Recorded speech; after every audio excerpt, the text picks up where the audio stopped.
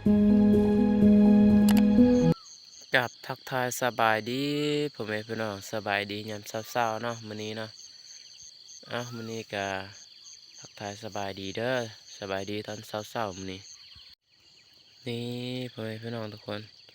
นี่แม่นน้องปลาเนาะน้องน้องปลาใส่เบ็ดประมาณ20ลังเนาะ20ลังเนาะผมเองพี่น้องสิมานละบ่ลุ้นตอนเช้ามื้อนี้เนาะก็สิได้จักโต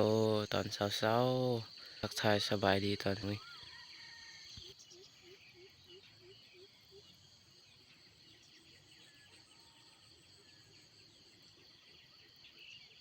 ปลา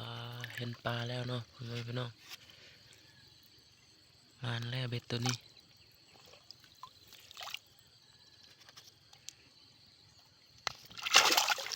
เฮ้ย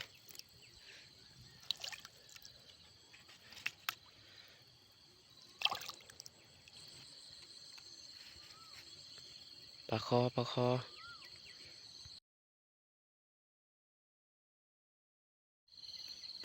ทุกคนเป็ดเลียนติดเลยนะสิมานหรือบอนะเอา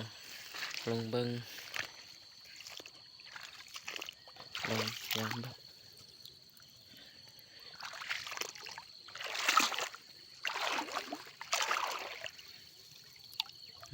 บ่ถึกเบ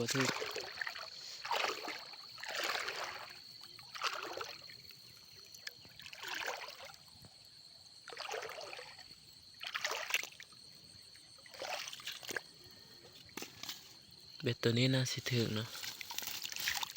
น่าจะถึกอยู่โอ้ถึกแล้วทุกคน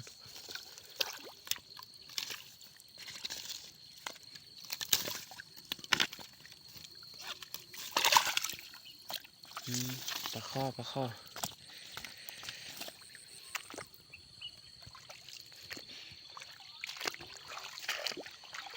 ปลาทุกคนเบ็ดตัวนี้ถึกทุกคนปลาดุกใหญ่เลยปลาดุกเหลือง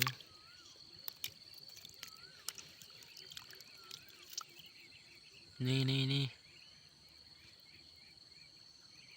ปลาดุกเหลืองทุกคนมาแล้ว